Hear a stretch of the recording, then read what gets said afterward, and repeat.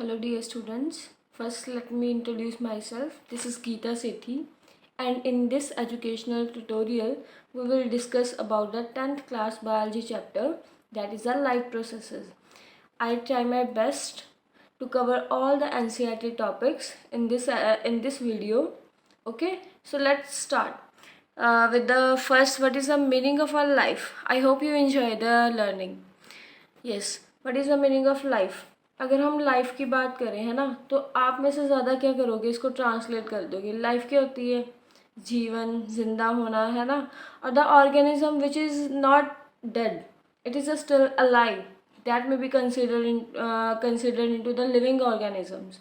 Living organisms की example हमारे पास क्या होती है? These are the plants, animals, human beings and the microorganism.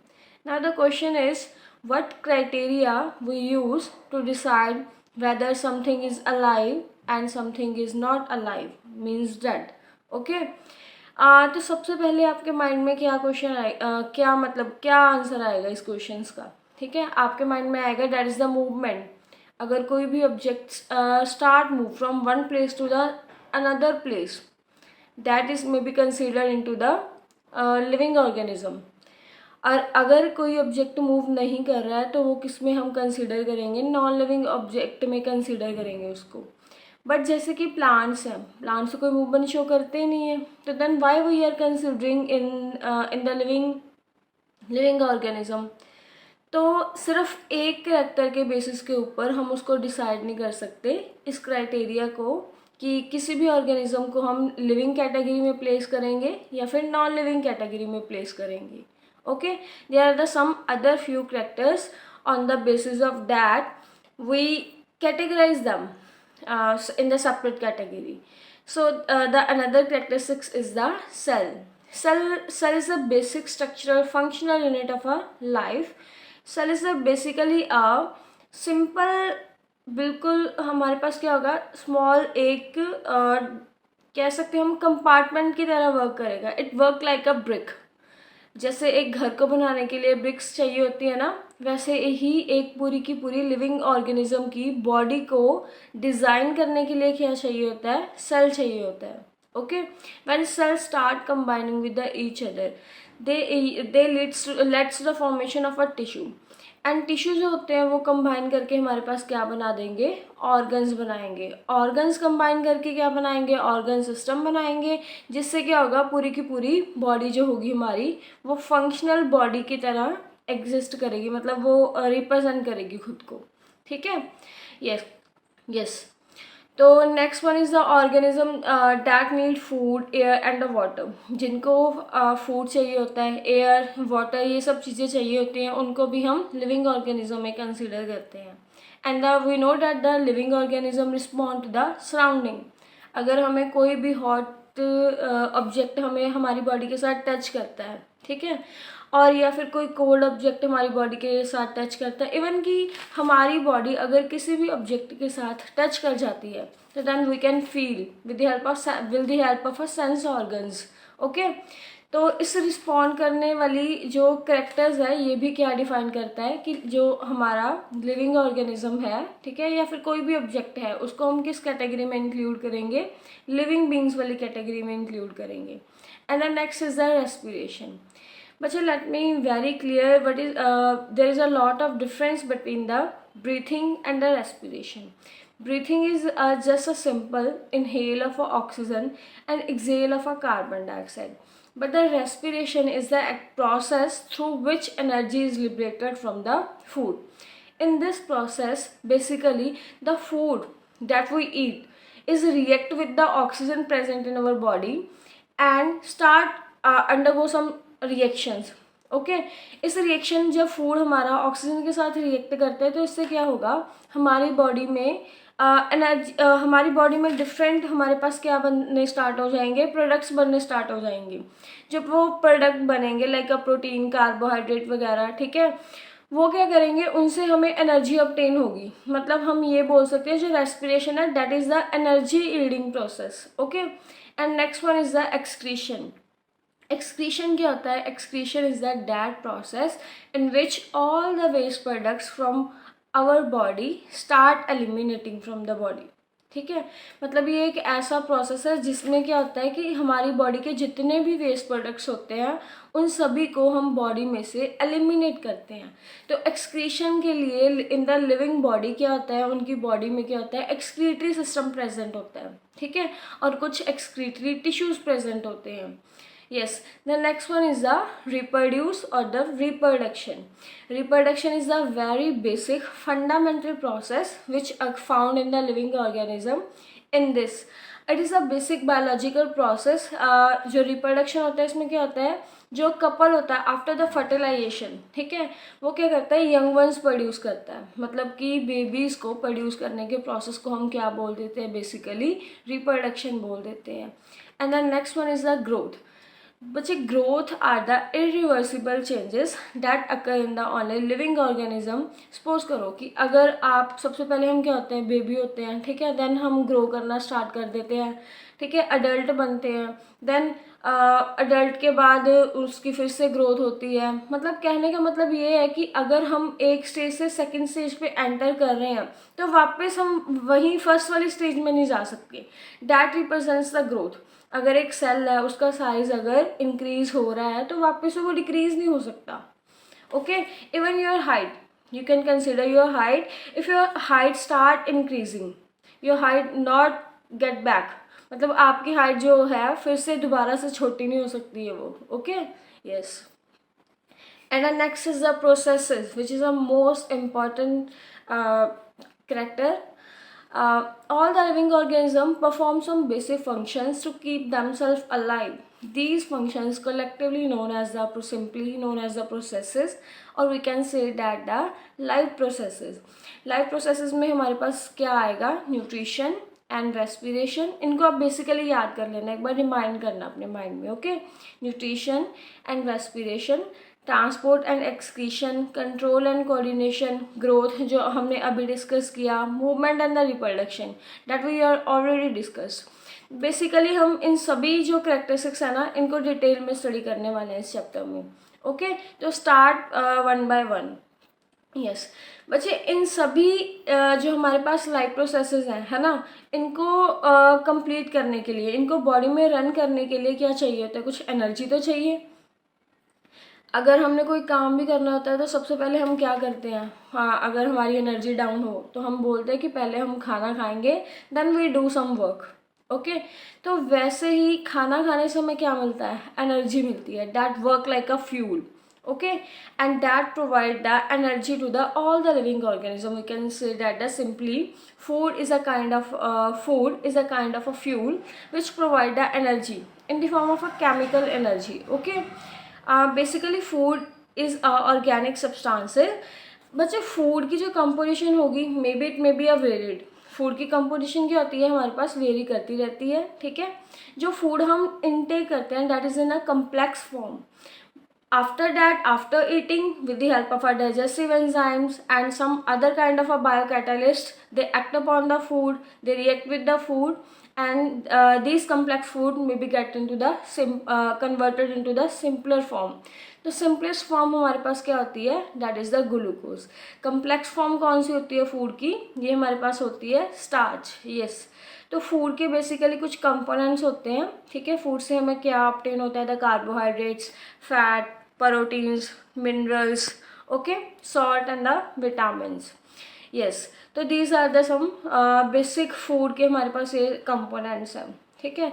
अगर हम लिविंग ऑर्गेनिज्म की बात करें तो बेसिकली लिविंग ऑर्गेनिज्म जो होते हैं वो क्या होते हैं, टू टाइप्स के होते हैं, ठीक है। The first is the unicellular organism and the second one are the multi cellular organism. बच्चे, यूनिसेलुलर ऑर्गेनिज्म क्या होंगे, इनमें जो लिविंग ऑर्गेनिज्म की बॉडी होगी सिर्फ it made up of only a one cell, and in a multi cellular उनकी जो बॉडी होगी एक से ज़्यादा सेल्स की बनी होगी, ठीक है। यूनिसेलुलर ऑर्गेनिजम्स में क्या होगा, जो हमारे पास लिविंग ऑर्गेनिज्म है, इट कम्स इन द जो उसका सेल होगा, single cell, it comes in the directly contact with the surrounding environment, directly contact में आएगा, ठीक है। तो अभी आप बोलोगे उसकी तो सारी जो आपकी एक्टिविटीज़ है एक ही सेल में होने वाली हैं, लाइक रेस्पिरेशन, ब्रीथिंग, ये वो, है ना।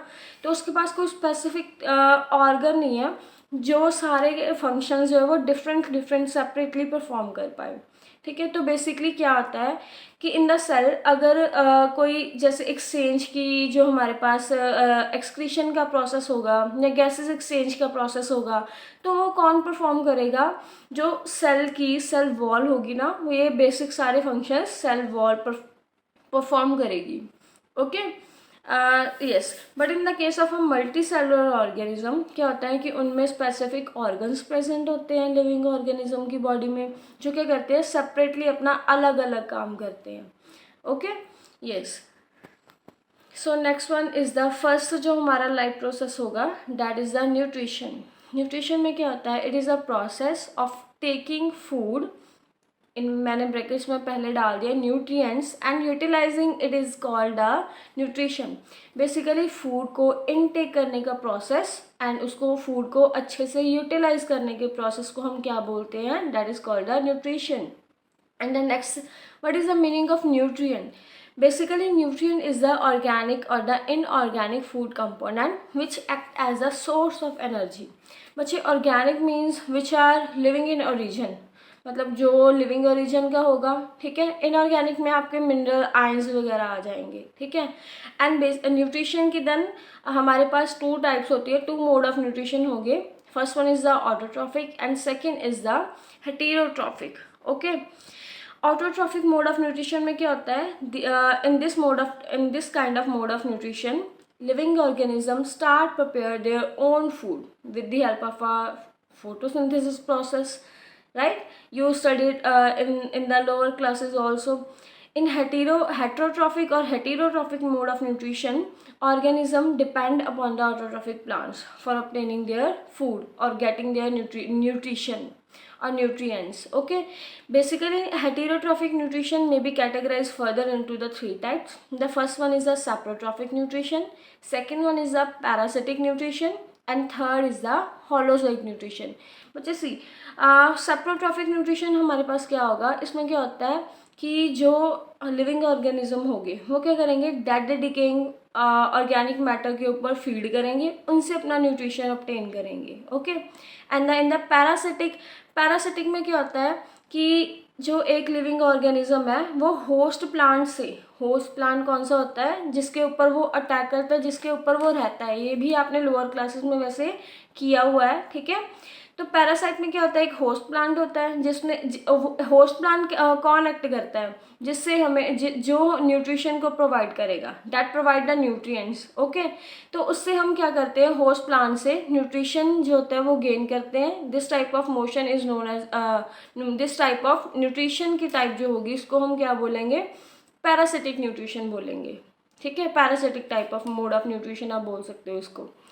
एंड बच्चे इसकी एग्जांपल हमारे पास क्या हो सकती है? कस्क्यूटा प्लांट वाली, ठीक है, अम्बरवेल जिसको हम बोल देते हैं। वो क्या करेगा? या आप डॉडर प्लांट भी बोल सकते हो। मीन्स क्या होता है कि एक प्लांट होता है, ठीक है, होस्ट प्लांट होगा, उसके ऊपर क्या करती है? एक जो हमारी जिसको हम बोल देते हैं क्रीपर लाइक वेल जो होती है, ठीक है, लाइक मनी प्लांट की जो वेल होती है, ठीक है, वो क्या कर जाएगी? उसके अराउंड ट्विन कर जाएगी प्लांट के around, and they start getting the food from that plant. Okay, and in the holozoic mode of nutrition, holozoic में क्या होता है कि सिंपल इनटेक होगा आपका कम्प्लेक्स ऑर्गेनिक फूड का by the process of ingestion. Okay, yes. बच्चे यहाँ पे मैंने कुछ डिफरेंस लिखने के लिए ट्राई किया है। What is the basic difference between the autotrophic and heterotrophic mode of nutrition? ये फर्स्ट पॉइंट मैंने डेफिनेशन में डाला है, ठीक है। It means that organism that prepare their own food and not dependent upon the other organism. इसकी example आपके पास green plants और कुछ ग्रीन बैक्टीरिया आ जाएंगे आपके पास, ठीक है, ब्लू ग्रीन एल्गी भी आ जाएगी इसमें। एंड इन द हेटेरोट्रॉफिक जिसमें आपको पता है कि वो वाले ऑर्गेनिज्म आएंगे जो क्या करते हैं? हमारे पास ऑटोट्रॉफ्स पे डिपेंड करते हैं फूड की रिक्वायरमेंट को फुलफिल करने के लिए, ठीक है। तो इसमें आपके सारे हम एनिमल्स आ जाएंगे, ह्यूमन बींग्स खुद आ जाएंगे, ठीक है, एंड कुछ बैक्टीरिया और फंगस भी इसमें इंक्लूड होगा। Autotrophic mode of nutrition is carried out in the presence of sunlight, and heterotrophic के लिए ये सब चीज़ें नहीं चाहिए होती है, like carbon dioxide, water and the sunlight. These things are not particularly required for the heterotrophic mode of nutrition. Yes Bachchan, yes photosynthesis जैसे मैंने आपको पहले ही स्लाइड में बताया कि इसमें क्या होता है कि जो लिविंग ऑर्गेनिजम्स होते हैं वो अपना खुद का फूड प्रिपेयर करेंगे with the help of a raw material that is a carbon dioxide and a water in the presence of a sunlight it led to the formation of a carbohydrates. Okay, carbohydrates को बच्चे हम carbs भी बोलते हैं, simply short form में हम उसको क्या बोलते हैं, कार्ब्स, CARBS, कार्ब्स भी बोलते हैं। ओके, तो सबसे सिंपलेस्ट जो कार्बोहाइड्रेट हमारे पास क्या होता है, that is the glucose which is easily stored in our body, means in a human body.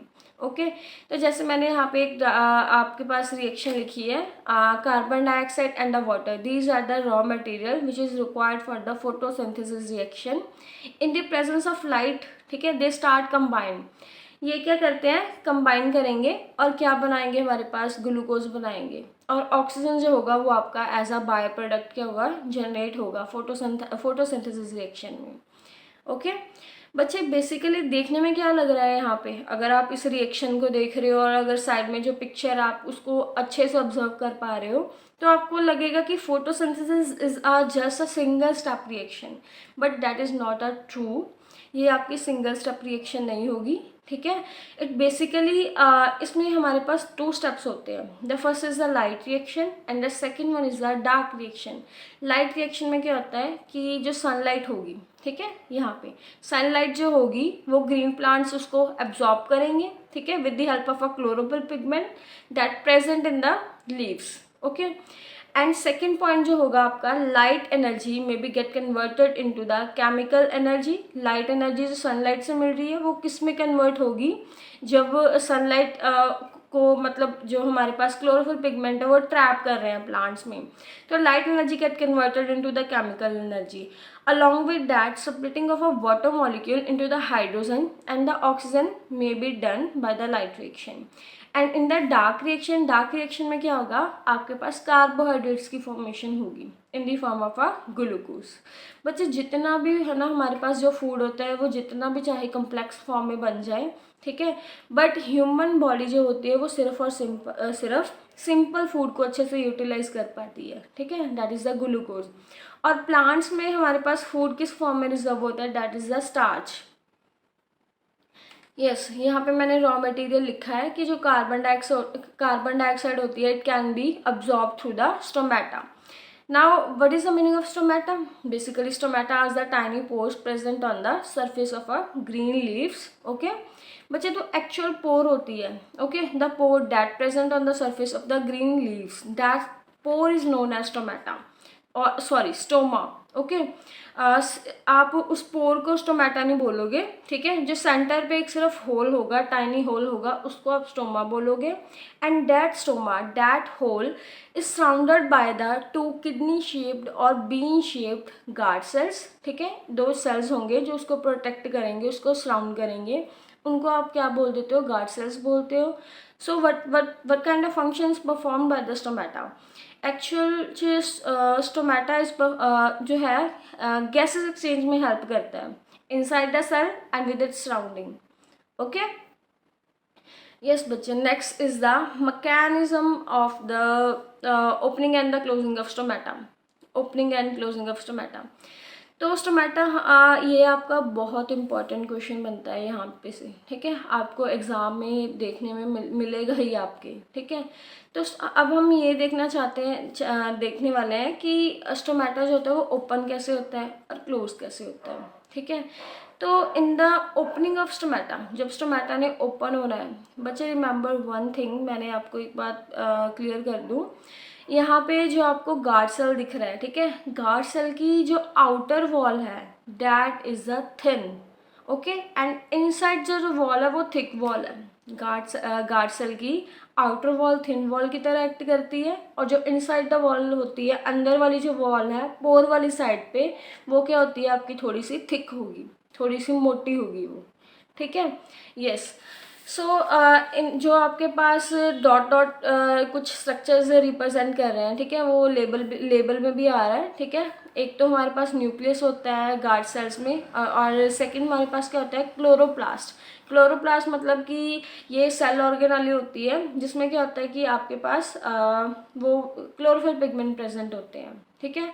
Outer wall thin होगी, इनर वॉल थिक होगी, ठीक है।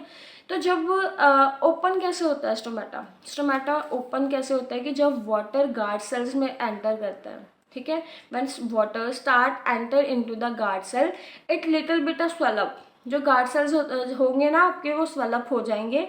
It becomes a turgid, turgid का मतलब भी यही होता है कि वो स्वेल हो जाएंगे अच्छे से। तो यहाँ पे आपका क्या प्रोसेस हो रहा है, यहाँ पे आपका एंडोऑस्मोसिस हो रहा है। एंडो मतलब क्यों हो रहा है, एंडो का मतलब क्या होगा आपके पास, एंडो मीन्स कि विद इन द आपके पास सेल हो रहा है, ठीक है। Osmosis higher concentration to lower concentration, जो आपका वाटर है वो मूव कर रहा है इनसाइड द सेल, ठीक है। तो यहाँ पे एंडोऑस्मोसिस हो रहा है आपका, और जो सेल है वो टर्जिड हो रहा है, ठीक है।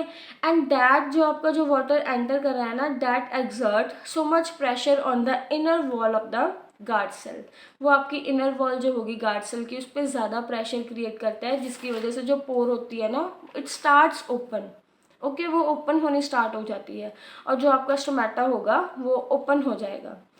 एंड इन क्लोज स्टोमेटा में क्या होता है, क्लोजिंग में क्या होता है, वाटर जो होता है वो रिलीज कर देगा cell, water comes out from the cell, जिसकी वजह से सेल आपका क्या हो जाएगा, फ्लेसिड हो जाएगा, ठीक है, श्रिंक हो जाएगा। और इसमें क्या हो रहा है आपके पास, एक्सोऑस्मोसिस हो रहा है, ठीक है, एक्सोऑस्मोसिस हो रहा है। इसमें क्या होगा, जो प्रेशर पहले एक्सर्ट हो रहा था inner wall of the guard cell, वो आपका प्रेशर क्या हो जाएगा, रिलीज हो जाएगा, जिसकी वजह से आपका जो स्टोमेटा है, उसकी जो स्टोमेटल पोर है, it may get into the close, वो क्लोज हो जाएगी, ठीक है। आई होप आपको अच्छे से समझ आ रहा हो, ठीक है, एंड आप इंजॉय भी कर पा रहे हो। And next one is the water. बच्चे basically water absorption is carried out by the roots through the osmosis, okay. And water की जो ट्रांसपोर्टेशन होगी, it is carried out by the xylem vessels. Xylem vessels क्या होते हैं, xylem vessels basic हम इसको water conducting tissue भी बोलते हैं, ठीक है। Xylem vessel is not a single element और a single cell that helps in the conduction of water, okay. तो ये सिर्फ एक सिंगल सेल नहीं होता जो वाटर की कंडक्शन करवाता है पूरी की पूरी प्लांट बॉडी में, ठीक है। तो इसके अलग अलग एलिमेंट्स होते हैं जाइलम के भी आपके पास, ठीक है। ट्रैकीड्स होंगे, वेसल्स होंगे, ठीक है, जो आपके पास मतलब ये अलग अलग सेल्स हैं जो मिलके क्या करते हैं, टिश्यू को बनाते हैं। एंड दैट टिश्यू जो है आपका, वो वाटर की कंडक्शन में हेल्प करेगा, ठीक है। और आपको पता है जैसे कि बहुत ज़्यादा कुछ बड़े प्लांट्स भी होते हैं जिनकी हाइट बहुत ज़्यादा होती है, ठीक है। तो उन प्लांट्स में भी क्या होता है, जो जाइलम वेसल्स होते हैं, that perform the main function to transport the water, ठीक है, from the one part to the another part, means from the root to the stem and stem to the leaves, yes. बच्चे in order for the conduction of water, some ions like iron, magnesium, nitrogen and the phosphorus are required, okay. तो ये आपका water conduction के लिए भी चाहिए होता है, और ये फोटोसिंथेसिस के लिए भी चाहिए होता है। I am also writing there these all ions are required for the photosynthesis process also, yes. बच्चे आज के लिए इतना ही। अगर आपको कहीं पे भी प्रॉब्लम हो, the comment section is yours, okay. I hope you enjoy the learning, so thank you.